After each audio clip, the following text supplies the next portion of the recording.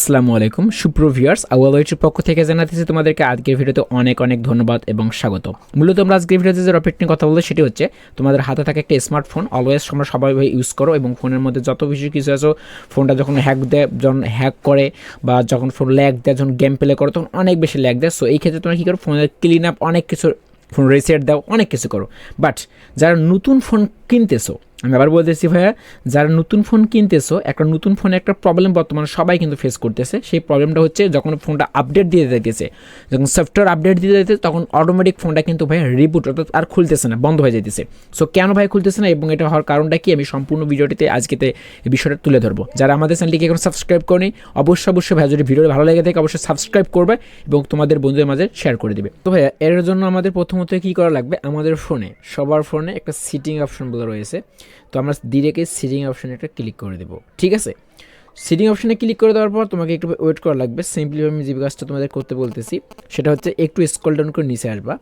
Sitting অপশানে click করার পর স্ক্রল ডাউন করে নিচে আসে তোমাদের ফোনে হবে অনেক ভাই কী দেখবা, এখানে সফটওয়্যার আপডেট বলে একটা অপশন রয়েছে। তুমি ডিরেক্ট এই সফটওয়্যার আপডেটে একটা ক্লিক করে দেবা। সো আমি সিম্পলি সফটওয়্যার আপডেট ক্লিক করে দিলাম। সফটওয়্যার আপডেটে ক্লিক করে দেওয়ার পর আমি এটা কিন্তু নতুন ফোনের ক্ষেত্রে জাস্ট বলতেছি, অনলি জাস্ট নতুন ফোনে একটু চেকিং ফর আপডেট নেবে। দেখো ইওর নেটওয়ার্ক ইজ পুর, মানে আমার নেটওয়ার্কটা খুবই দুর্বল, যার কারণে আসলে আমার ফোনটা আপডেট নেবে কিনা এটা কিন্তু এখানে শো করতেছে না।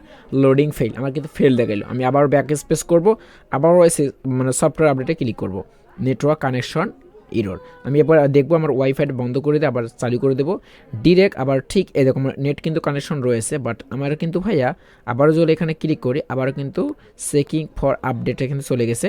দেখো already Realme UI 2.0 Android 11 version up to date RMX3, এইটা আমি কিন্তু ভাইয়া ভার্সন 10 থেকে ভার্সন 11 পর্যন্ত আপডেট দিছি।